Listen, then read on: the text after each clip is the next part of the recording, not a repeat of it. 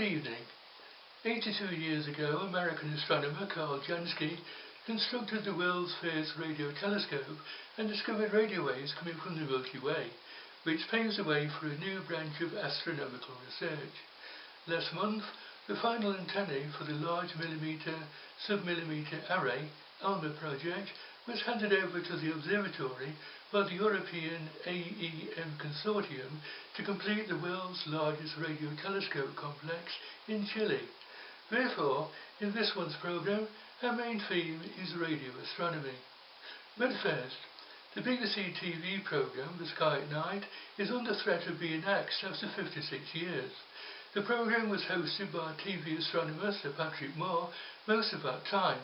It is a special education programme which has encouraged a generation of people to take up astronomy as a hobby and begin science subjects at colleges and university. Please help save this magnificent astronomy programme by signing Karen Barker's online petition at change.com. So far, Karen has over 45,000 signatures and more are urgently needed, so please spare a moment to pay a visit and add your signature to help save this great British institution. Also visit our own website at Astronomy TV Programme at blogspot.co.uk. Now let's take a look at the highlights for November, and we begin with the total eclipse of the Sun on November the 3rd. Totality will be visible from the northern Atlantic Ocean, east of Florida, to Africa, Gabon, with a maximum duration of 1 minute and 39 seconds, visible from the Atlantic Ocean, south of Ivory Coast and Ghana. Sadly, the eclipse is not visible from the UK or the North Americas. Our Earth is the third planet out from the Sun, lying at a mean distance of 93 million miles, and the Moon is our own natural satellite, orbiting around our planet at a mean distance of 238,000 miles, and it takes just over 27 days to do so. The diameter of the Moon is 2,159 miles. An eclipse of the Sun occurs because by sheer chance the angular size of the Moon, which is about 32 arc seconds, is identical to that of the Sun, which is 400 times further away from us. On rare occasions, the Earth, Moon and Sun line up, and that's when the Moon passes across the face of the Sun. A total eclipse of the Sun is the only time when the Sun's white atmosphere, known as the corona, can be seen by local people. The distance between the Moon and the Earth varies from around 221,500 miles to 252,700 miles, and the extreme perigees, closest to the Earth, and apogees, furthest from the Earth. Therefore, if an eclipse takes place when our Moon is close to its apogee, its angular size is not great enough to cover the Sun, and we therefore have an annular solar eclipse. Eclipses don't happen every month because the Moon's orbit is inclined by a little over 5 degrees relative to the Earth's, so that at most new moons it is either above or just below the Sun in the daylight sky. During a solar eclipse, the Moon's inner shadow, we call the umbra, moves rapidly from west to east across the Earth. The width of the track of a central eclipse varies according to the relative apparent diameters of the Sun and Moon. In the most favourable circumstances, when a total eclipse occurs very close to perigee, the track can be over 156 miles wide, and the duration of totality may be over 7 minutes. Outside of the central track, a partial solar eclipse is seen over a much larger area of the Earth. Typically, the umbra is 62 to 100 miles wide.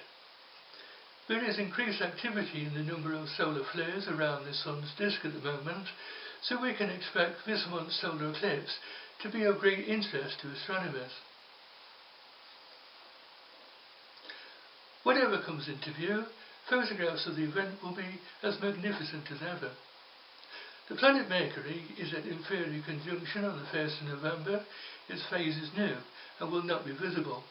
The planet then starts to move around and away from the Sun and will become visible in the southeastern sky before dawn, shining at magnitude -0.3 Mercury reaches greatest eastern elongation on November the 18th at 19.5 degrees from the Sun.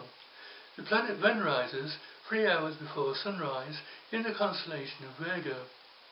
On the morning of November the 26th, the planet Saturn will be less than half a degree north of Mercury in the dawn sky. The planet Venus is at greatest western elongation of 47 degrees from the Sun on November the 1st, when it can be seen as a brilliant star-like object in the southwestern sky after sunset, shining at magnitude -4. The planet's disk is then 49% illuminated, which is known as dichotomy, and is visible in binoculars. At the end of the month, Venus sets 2 hours 40 minutes after the Sun, shining at magnitude -4.3, when the planet's disk will be 31% illuminated. It will then look like a large crescent. This is an ideal time for amateur astronomers to look for the subtle glow of the night side of Venus, known as the ashen light.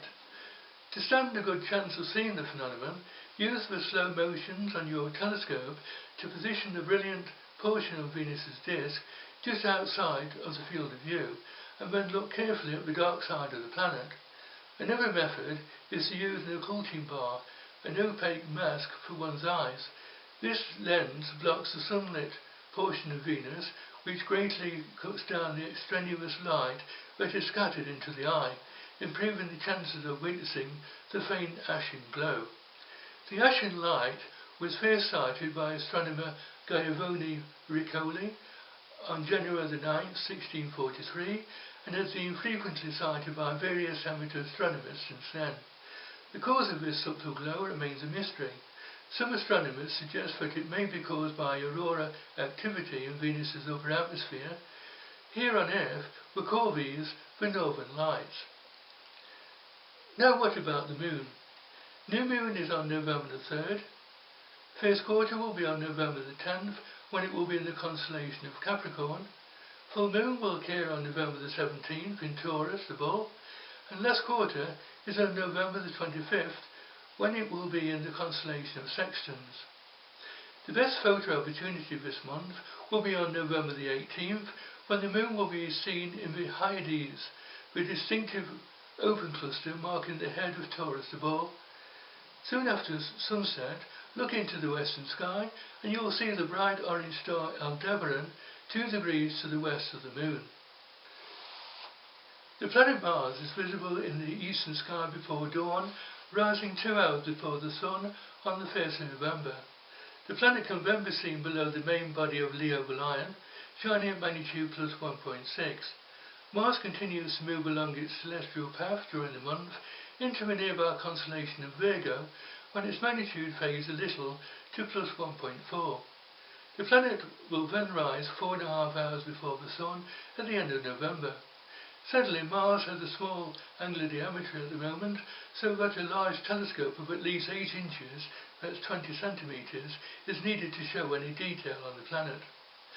The giant planet Jupiter is now a brilliant evening star in the eastern sky after sunset, shining at magnitude -2.2 in the constellation of Gemini, the Twins. The planet lies to the lower left of the star Delta Gemini, named Wasat. Jupiter is visible throughout November in a dark sky and will reach opposition on December the 3rd.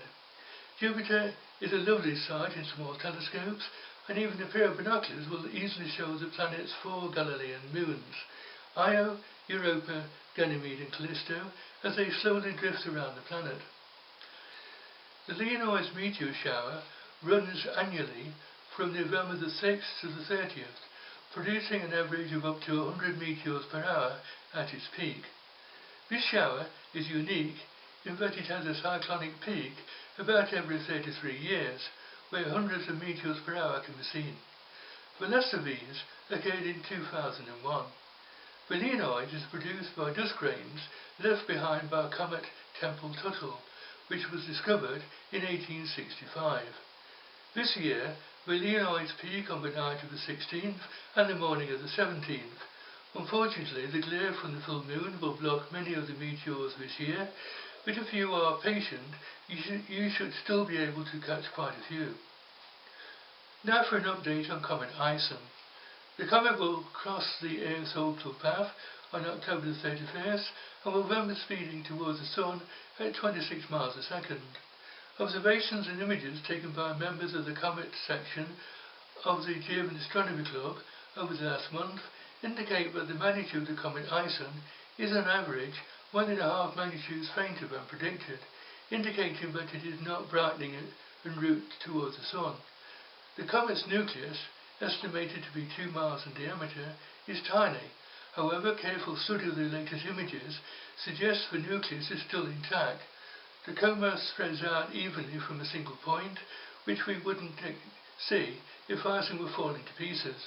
In fact, the symmetry of Ison's coma suggests that the comet's entire sun-facing surface is feeding the coma. No jets of gas have been spotted. Without a jet to spin it around, Ison isn't rotating very much. This means that the comet's ephemeris is had to be recalculated, and this last occurred on October the 16th by the Faculty of Exact and Natural Sciences, Institute of Physics, Mendelein, Columbia. The new predictions show that Comet Ison will be at magnitude plus 8.9 on October the 30th, plus 8.2 on November the 15th, and plus 6.6 on November the 28th, which is also the date of the perihelion when Comet Ison skims 724,000 miles above the surface of the Sun before beginning its outward journey. Comet Ison will then be travelling at 146 miles a second. As a useful guide, the naked eye can just about see stars of magnitude plus 6 in a clear dark sky, where binoculars will easily show Comet Ison up until the end of the month. On October the 14th, amateur astronomer Christine Bull became the first amateur astronomer to obtain Comet Ison spectra using an LP600 spectrograph on an 8-inch telescope at the Castanet-Toulson Observatory near Toulouse in the south of France. Its data shows 2 C2 diatomic carbon emission lines and a probable faint signature of CN, cyanide radical. Both of these are common in comets. The former is likely to be responsible for the green glow that some images of Ison are now showing. Now let's move on to our main theme. The story of radio astronomy goes back over 190 years, when the first experimental work on the connection between electricity and magnetism began around 1820 with the work of Hans Christian Ørsted and continued with the work of others, including André Marie Ampère and Michael Faraday. These investigations culminated in the complete theory of electromagnetism, developed by James Clerk Maxwell. This theory describes the theoretical basis of the transmission of electromagnetic waves. Light is an electromagnetic radiation that moves in waves. In physics, the wavelength of a wave is the spatial period of the wave, the distance over which the wave's shape repeats, which is known as a wavelength and is measured in Armstrong units. The frequency is the number of occurrences of a repeating event per unit of time, which is measured in megacycles per second. The naked eye is sensitive to the visible spectrum that lies between 400 and 700 Armstrong units. As the wavelength increases, we encounter the infrared, microwaves, and then the FM, AM, and long-range radio waves. At the other end of the scale, as the wavelength decreases in size, we come across ultraviolet rays, X-rays, and gamma rays. The eye is only sensitive to the wavelengths of the visible spectra. Therefore, as an amateur astronomer, every time you study a planet or deep sky object by looking through a pair of binoculars or a telescope, you are carrying out optical astronomy.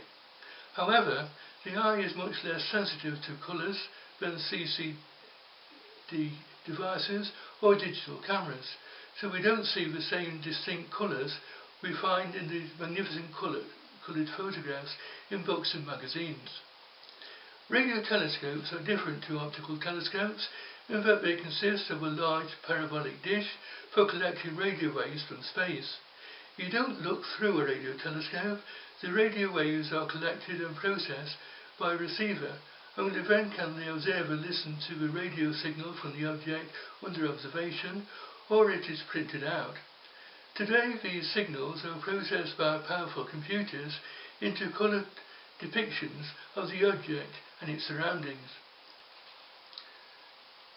Radio astronomy dates from the early 1930s, when Carl Jansky in America was investigating the problems of static. During the course of his experiments, he discovered that radio emissions was coming from the sky, and he tracked it down to certain regions of the Milky Way. This research was fundamentally important, but curiously enough, Jansky never followed it up, and his work attracted little attention at the time. Shortly before the outbreak of war, another American amateur named Grote Reber began experimenting on his own account, and he built a 30-foot parabolic dish, and working on frequencies in the region of 150 to 160 megacycles per second, not only confirmed Jansky's results, but actually produced a chart of the radio sky. It may justly be said that Reber's paraboloid was the first radio telescope deliberately built for such a purpose. It must be remembered that Jansky's original detection of radio waves from the Milky Way was not the result of a deliberate search. I must add that not all radio telescopes are paraboloids, or the type used by Reber, and are now well famous owing to the 250-foot dish at Jodrell Bank. Sometimes a fixed array of aerials will suffice for an investigation. In this case, the telescope will be steered by the rotation of the Earth on its axis. Alternatively, a large number of small systems may be grouped together. In other cases, a large aerial may be used in a fixed position, together with a small movable aerial. There are in fact many different patterns, each with its own advantages and drawbacks. The Jodrell Bank Observatory was established in 1945 by Sir Bernard Lovell, a radio astronomer at the University of Manchester, who wanted to investigate cosmic rays after his work on radar during the Second World War. It has since played an important role in the research of meteors, quasars, black holes, pulsars, and was heavily involved with the tracking of space probes at the start of the space age. The site of the observatory, which includes the Jodrell Bank Visitor Centre and an arboretum, is located in Cheshire in northwest England. The main telescope at the observatory is the Lovell Telescope, which is the third largest steerable radio telescope in the world. There are 3 other active telescopes located at the observatory. Jodrell Bank Observatory is also the base of the multi-element fibre optic link interferometer network, Merlin, a national facility run by the University of Manchester on behalf of the Science and Technology Facilities Council. Interferometry is a family of techniques in which waves, usually electromagnetic, are superimposed in order to extract information about the waves. Interferometry is an important investigative technique in the field of astronomy. Astronomers using different radio telescopes around the planet to observe a single object in the universe record their observations using a very precise atomic clock for reference. The individual observations are then combined in a powerful computer to produce a single radio image. An astronomical interferometer achieves high-resolution observations using the technique of aperture synthesis, mixing signals from a cluster of comparatively small telescopes rather than a single very expensive telescope. Early radio telescope interferometers use a single baseline for measurement. Later astronomical interferometers, such as the Very Large Array, use arrays of telescopes arranged in a pattern on the ground. A limited number of baselines will result in insufficient coverage. This was alleviated by using the rotation of the Earth to rotate the array relative to the sky.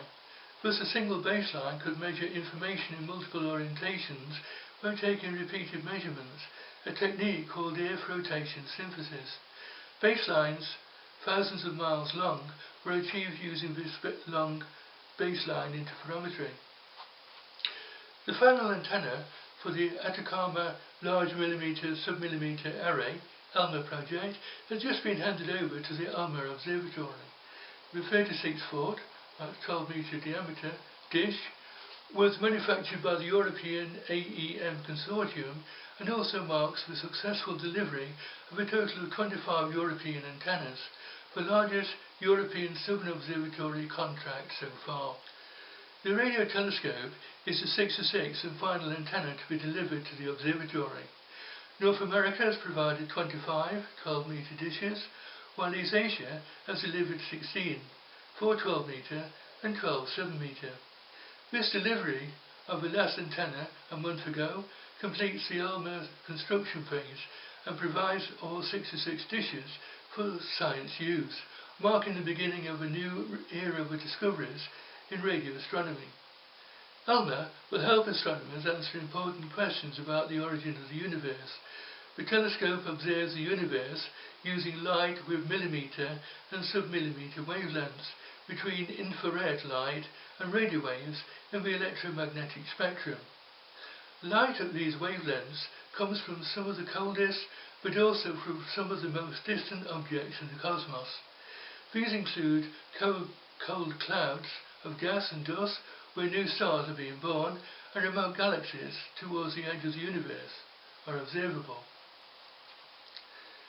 There are a host of exotic objects in the universe that astronomers would like to study in more detail, including the class of stars known as pulsars, which were first detected on November 28, 1967 by Jacqueline Bell Burnell and Anthony Hewish using the 250-foot dish at Jodrell Bank.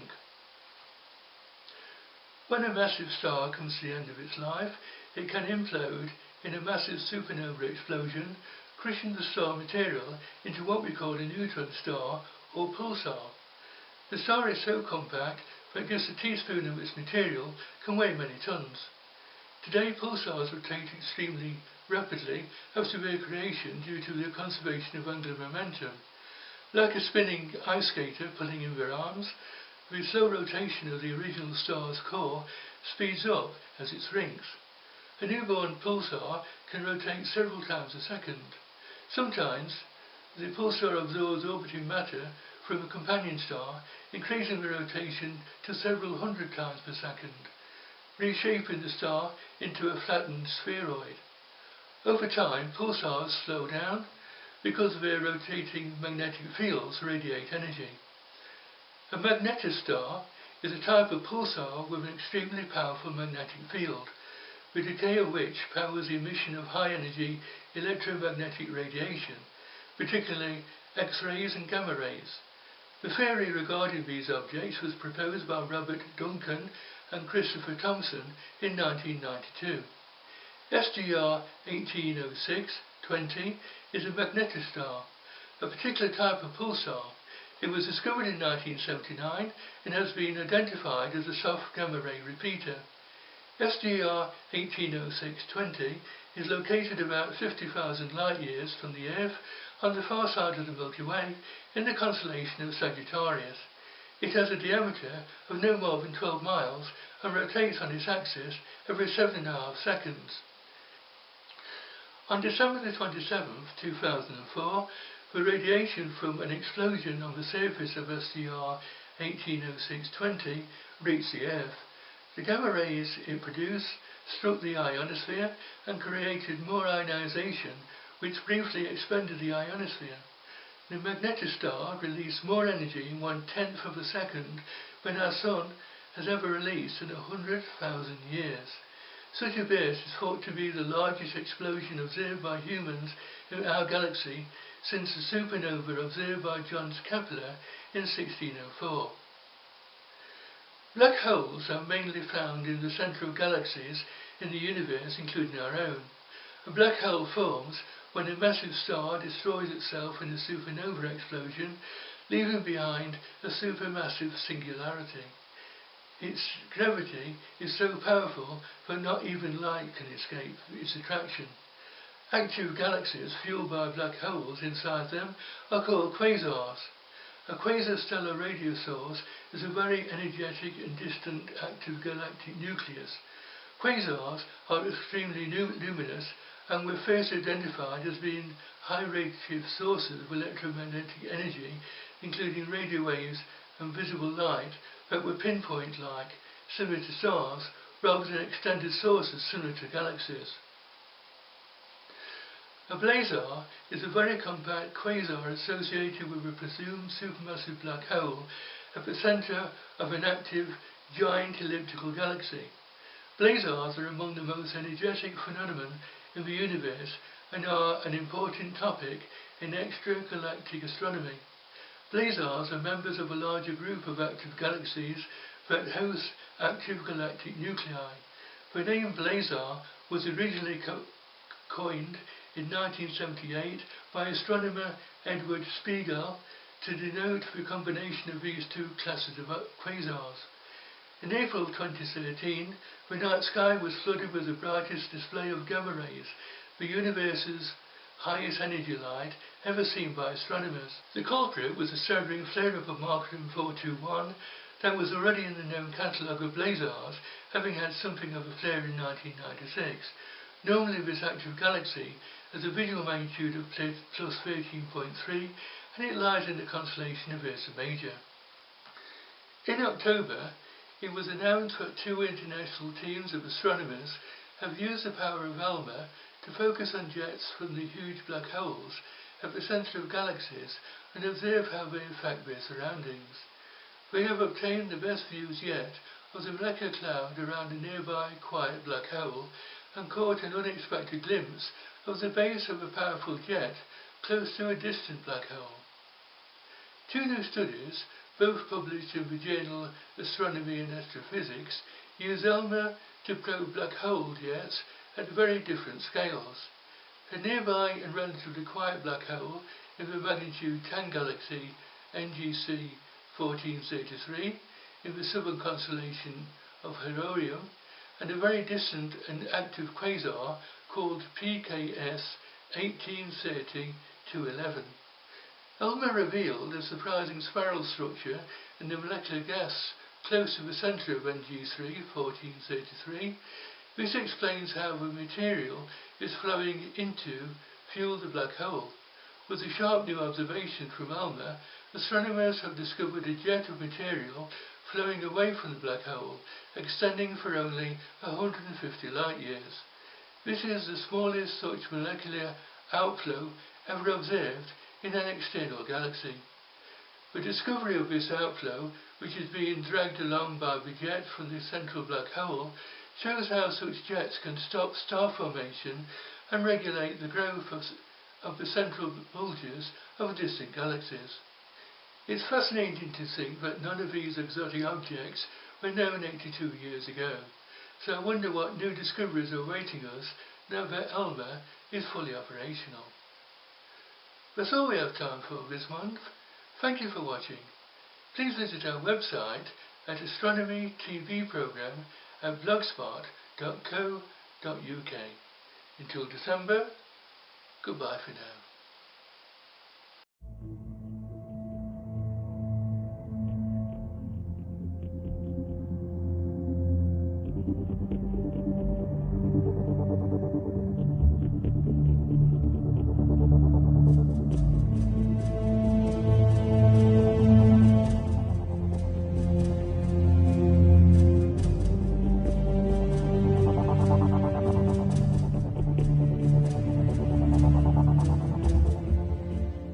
Visit our own website at Astronomy TV program at blogspot.co.uk. Now let's take a look at the highlights for November, and we begin with the total eclipse of the Sun on November the 3rd. Totality will be visible from the northern Atlantic Ocean, east of Florida, to Africa, Gabon, with a maximum duration of 1 minute and 39 seconds, visible from the Atlantic Ocean, south of the Ivory Coast and Ghana. Sadly, the eclipse is not visible from the UK or the North Americas. Our Earth is the third planet out from the Sun lying at a mean distance of 93 million miles, and the Moon is our own natural satellite, orbiting around our planet at a mean distance of 238,000 miles, and it takes just over 27 days to do so. Good evening.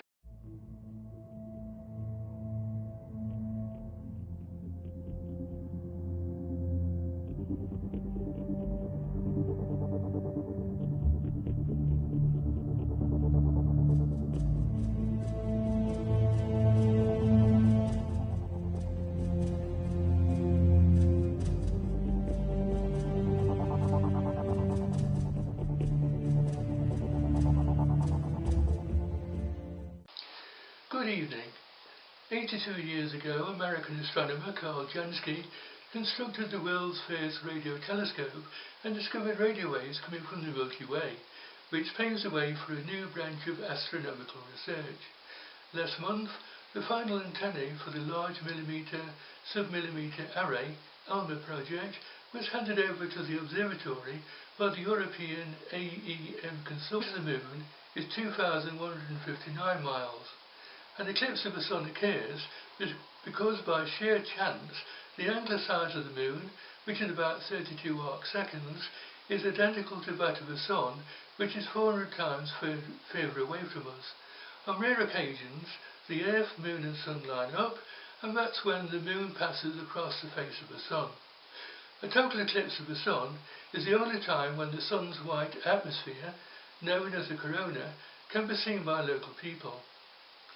The distance between the Moon and the Earth varies from around 221,500 miles to 252,700 miles, and the extreme perigees, closest to the Earth, and apogees, furthest from the Earth.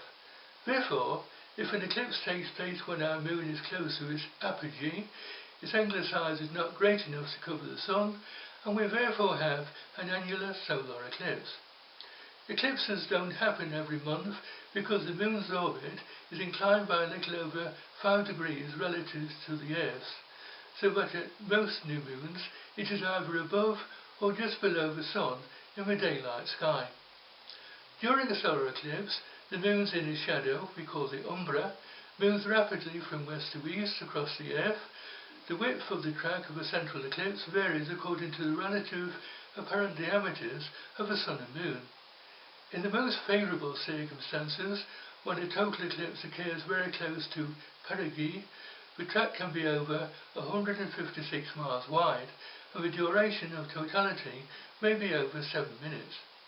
Outside of the central track, a partial solar eclipse is seen over a much larger area of the Podium to complete the world's largest radio telescope complex in Chile. Therefore, in this month's programme, our main theme is radio astronomy.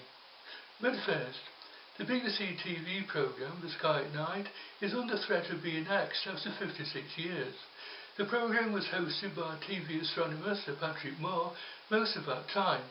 It is a special education programme which has encouraged a generation of people to take up astronomy as a hobby and begin science subjects at colleges and university. Please help save this magnificent astronomy programme by signing Karen Barker's online petition at change.com. So far, Karen has over 45,000 signatures and more are urgently needed, so please spare a moment to pay a visit and add your signature to help save this great British institution. Also,